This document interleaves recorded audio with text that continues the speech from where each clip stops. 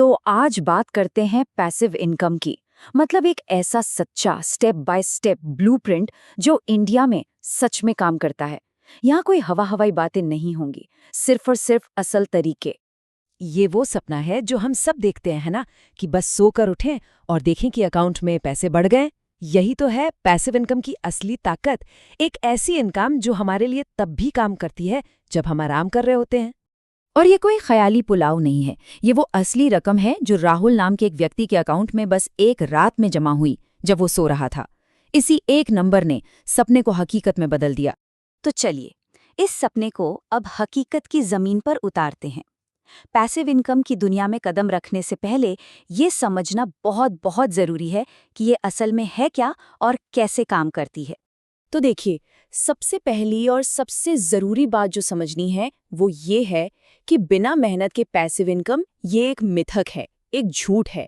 सच तो ये है कि असली पैसिव इनकम की जो नींव है ना, वो हमेशा शुरुआत की कड़ी मेहनत से ही रखी जाती है।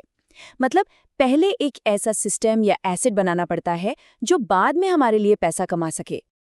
असल में पैसिव इनकम भी कई तरह की होती है। कुछ तरीके जैसे डिविडेंड या एफडी का ब्याज, ये लगभग 100% पैसिव होते हैं।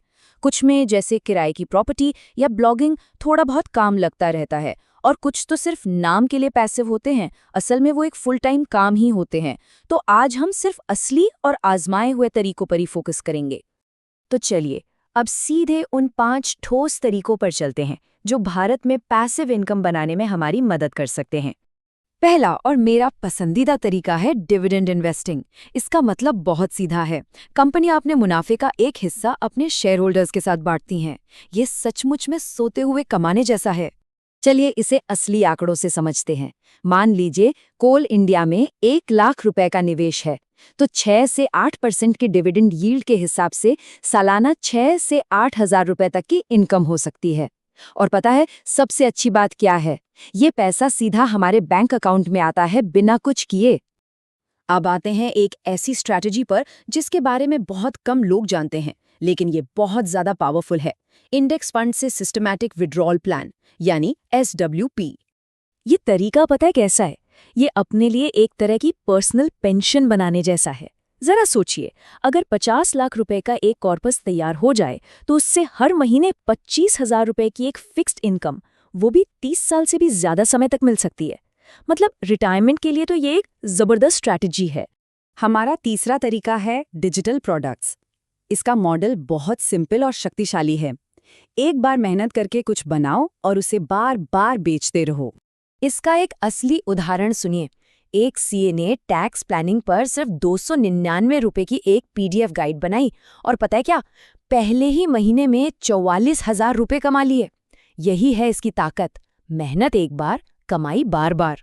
किराए से होने वाली इनकम भारत में तो बहुत पॉपुलर है, लेकिन चलिए पारंपरिक तरीके से प्रॉपर्टी खरीदने के बजाय एक ज्यादा स्मार्ट और आसान विकल्प के बारे में बात करते हैं। तो यहाँ पॉइंट ये है कि एक फ्लैट खरीदने की सारी झंझटों से अच्छा है कि रियल एस्टेट इन्वेस्टमेंट ट्रस्ट्स यानी REITs में इन्वेस्ट किया जाए। लागत भी बहुत कम, रिटर्न ज्यादा और कोई सिरदर्द भी नहीं। और हमारा आखिरी तरीका उन लोगों के लिए है जो सुरक्षित फिक्स्ड इनकम वाले ऑप्शन ढूंढ रहे हैं, जो नॉर्मल सेविंग्स अकाउंट से कहीं बेहतर रिटर्न देते हैं। इनमें से गवर्नमेंट बॉन्ड्स एक बहुत ही दिलचस्प ऑप्शन है। अब RBI के रिटेल डायरेक्ट पोर्टल से सीधे इनमें इन्वेस्ट किया जा सकता है, जो इसे एक बहुत ही सुरक्षित और असली पैसिव इनकम का जरिया बनाता है। तो चलिए अब कहानी को वापस राहुल पर लाते हैं। देखते हैं कि उसने अपने 30,000 रुपए महीने की पैसिव इनकम का टारगेट हासिल करने के लिए आखिर कौन सी स्ट्रैटेजी अपनाई। राहुल की सफलता का राज किसी एक चीज में नहीं, बल्कि डाइवर्सिफिकेशन में था। उसने 3 साल लगाकर धीरे धीरे 4 अलग अलग इनकम स्ट्रीम्स खड़ी की। ये इस बात का सबूत है कि एक सैलरी वाली नौकरी के साथ भी ये सब कुछ बिल्कुल मुमकिन है। तो इतनी सारी जानकारी के बाद अब इसे सिर्फ सीखने से आगे बढ़कर प्लानिंग की तरफ ले जाते हैं। तो पहला कदम क्या होना चाहिए? देखिए, शुरुआत करना थोड़ा मुश्किल लग सकता है, इसीलिए इसे इन 3 सिंपल स्टेप्स में तोड़ देते हैं। बस एक रास्ता चुनिए, उसके बारे में आज रात थोड़ी रिसर्च करिए और फिर एक छोटा सा कदम उठाइए।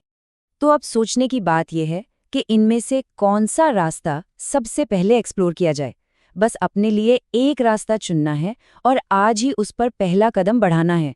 क्योंकि याद रखिए, असल फाइनेंशियल फ्रीडम की जो जर्नी है ना, वो हमेशा एक छोटे से कदम से ही शुरू होती है।